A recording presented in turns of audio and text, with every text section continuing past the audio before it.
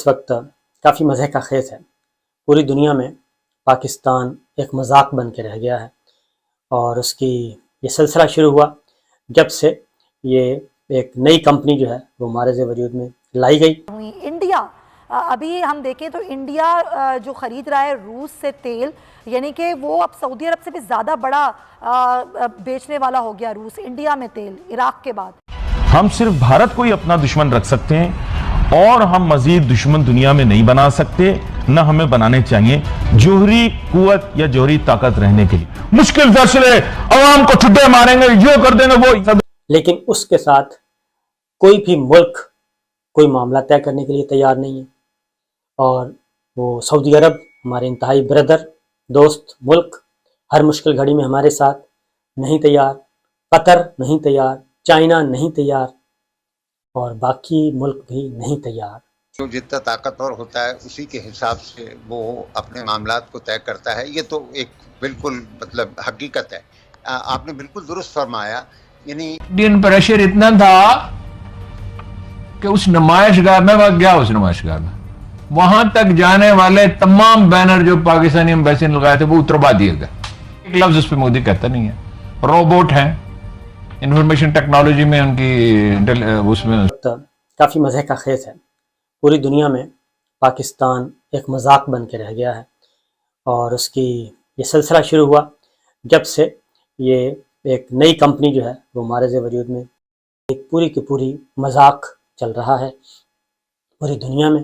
اور شاید اسی وجہ سے اس وقت جو موجودہ حکومت ہے، پرائیویٹ لمیٹڈ کمپنی کہہ لیں، حکومت کہہ لیں، امپورٹڈ کمپنی کہہ لیں، جو بھی کہنا کہہ لیں، منتخب حکومت کہہ لیں، لیکن اس کے ساتھ کوئی بھی ملک کوئی معاملہ طے کرنے کے لیے تیار نہیں ہے، اور وہ سعودی عرب ہمارے انتہائی بردر دوست ملک ہر مشکل گھڑی میں ہمارے ساتھ نہیں تیار، قطر نہیں تیار، چائنا نہیں تیار، اور باقی ملک بھی نہیں تیار۔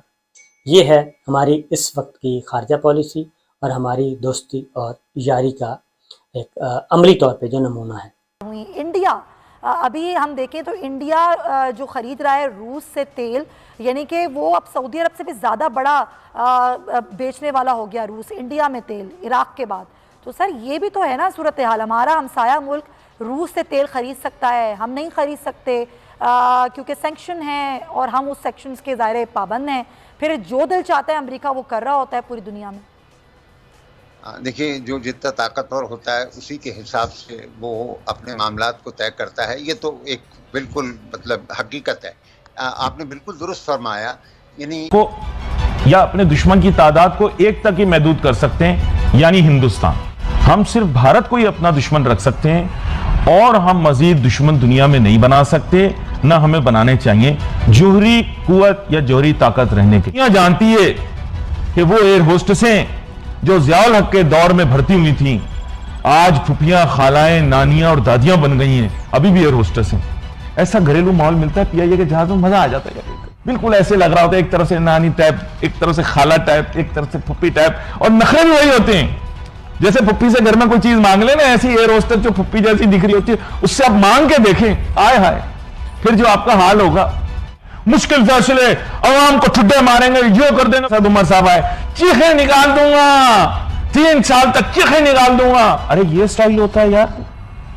مولا جٹ کی فلمیں زیادہ دیکھ لی کیا؟ 3 سال تک چیخیں نکال، تیری چیخیں نکال دوں گا 3 سال تک۔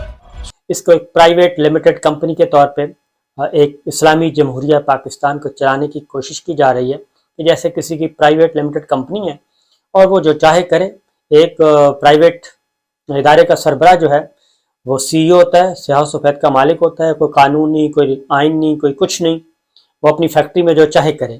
تو یہی کچھ اس وقت پاکستان میں ہو رہا ہے۔ ایک سے ایک میرے قوم کو ملے بھی ایسے لوگ ہیں نا، یقین کرو ایک سے ایک ملا ہے۔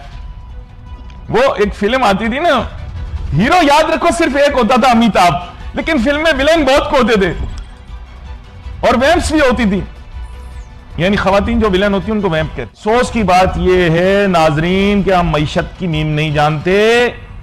ہمارے ہاں انٹیلیجنٹ کی سپیلنگ سی سے شروع ہوتی ہے، یہ اکیلا ملک ہے۔ انڈین پریشر اتنا تھا کہ اس نمائش گاہ میں گیا، اس نمائش گاہ میں وہاں تک جانے والے تمام بینر جو پاکستانی ایمبیسی نے لگائے تھے وہ اتروا دیے گئے. $2 بلین کا تو انڈینز بھی خرید چکے ہیں اور خریدتے جا رہے ہیں. ہم نہیں خرید اللہ کے بندوں مر رہے ہیں.